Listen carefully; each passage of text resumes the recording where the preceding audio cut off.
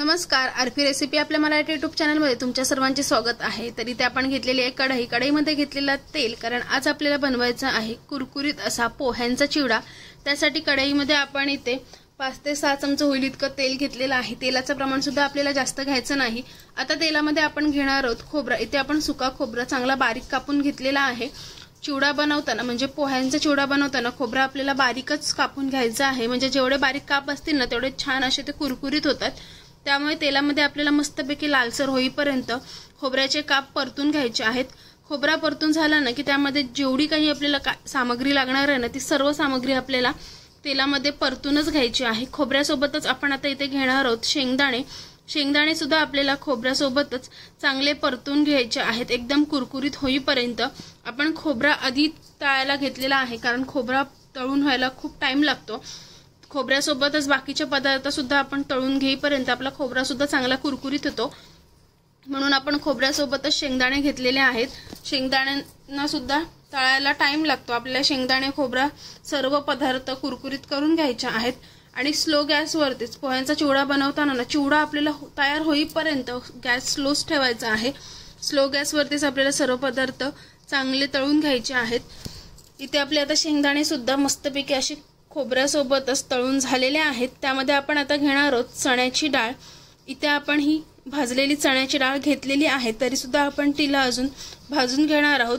तुम्ही तुमच्या अंदाजानुसार, जर तुम्ही 1 किलो पोह्यांचा चिवडा करणार असाल तर तुम्ही तुमच्या अंदाजानुसार साहित्य घ्यायचं आहे। मी साहित्य आपल्या डिस्क्रिप्शन बॉक्समध्ये देणारच आहे। आपल्याला आता चण्याची डाळ सुद्धा चांगली भाजून घ्यायची आहे। आपण ती तर भाजून घेतलेलीच आहे, त्यामुळे जास्त टाइम सुद्धा आपण ती भाजून घेणार नाहीत। इथे आपण खोबरा, शेंगदाणा आणि चणा डाळ सोबतच मध्ये घेणार आहोत मिरच्या इथे आपण बारीक चिरून घेतलेल्या आहेत। मिरच्या आपल्याला पूर्णपणे अशा बारीक आणि पातळ सालीच्या ज्या मिरच्या असतात त्याच घ्यायच्या आहेत चिवडा बनवताना। जर जाड सालीच्या मिरच्या घेतल्या तर त्या मिरच्या लवकर शिजत नाहीत आणि कुरकुरीत अशा होत नाहीत, त्यामुळे इथे आपण नरम सालीच्याच मिरच्या घेतलेल्या आहेत। आता आपल्याला मिरच्या सुद्धा मस्तपैकी अशा कुरकुरीत होईपर्यंत फ्राय करून घ्यायच्या आहेत। तुम्हाला जर तेलाचं प्रमाण जास्त हवं असेल ना तर नॉर्मली थोडं जास्तच घ्या, कारण तेल जास्तीचं जर एकदम घेतला ना तर मग आपला चिवडा लगेच नरम पडतो। जेवढे पोहे असतील ना त्याच्या अंदाजानुसारच, पोहे आणि साहित्य बाकीचं असतं ना त्याच्या अंदाजानुसारच आपल्याला तेल घ्यायचं आहे। इथे मिरच्या सुद्धा आपल्या मस्तपैकी अशा थोड्याफार नरम होत आहेत। मिरची म्हणजे पातळ सालीची जर मिरची असेल ना तर ती हमखासपणे नरम होते, पण ती जर जाड सालीची घेतली ना तर मग तिला नरम व्हायला, कुरकुरीत व्हायला भरपूर असा टाइम लागतो। त्यामुळे शक्यतो मिरची घेताना पातळ सालीची घ्या आणि ती पातळच चिरून घ्या। आता आपल्याला मिरची सुद्धा चांगली अशी परतून घ्यायची। आपल्या इथे खोबरा सुद्धा पहा मस्तपैकी असा लालसर झालेला आहे। शेंगदाणे सुद्धा आपल्याला एकदम कुरकुरीत करून घ्यायचे।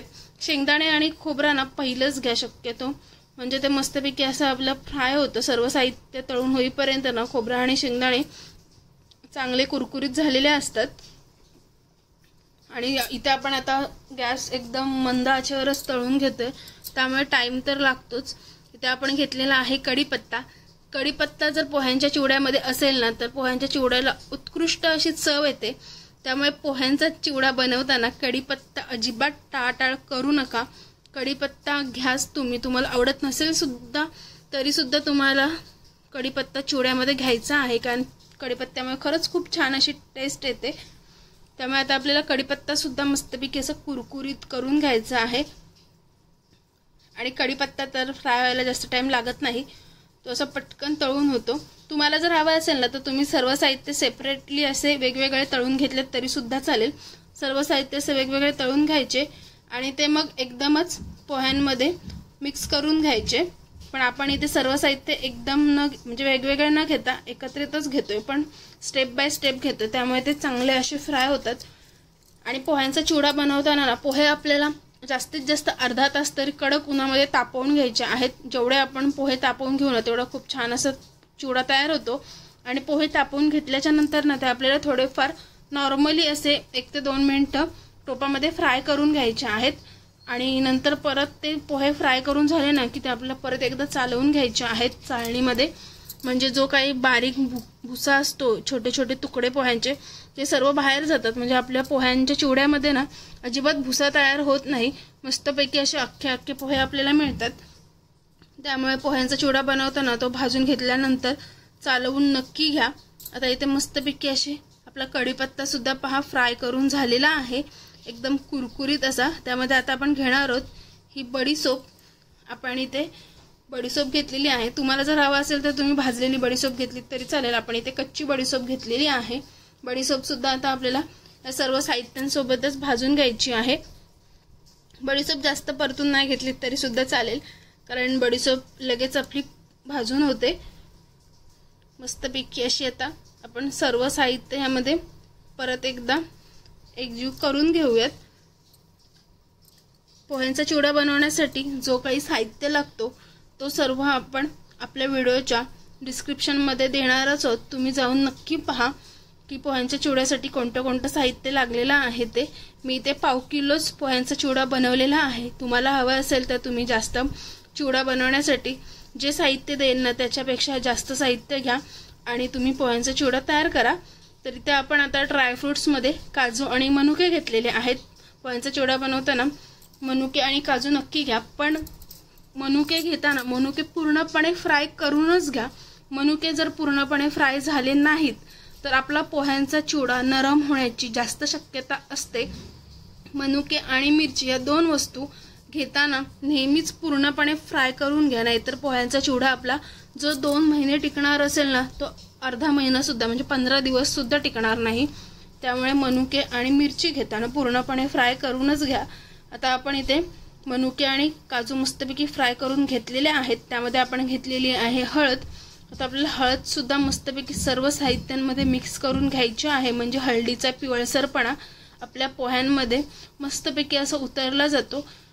वरून पोहे घेतल्याच्या नंतर अजिबात हळद घ्यायची नाही। इथे आपण आता घेतलेले आहेत हे भाजलेले पोहे। पोहे सुद्धा आपण आता सर्व साहित्यांमध्ये मस्तपैकी असे एकजीव करून घेणार आहोत।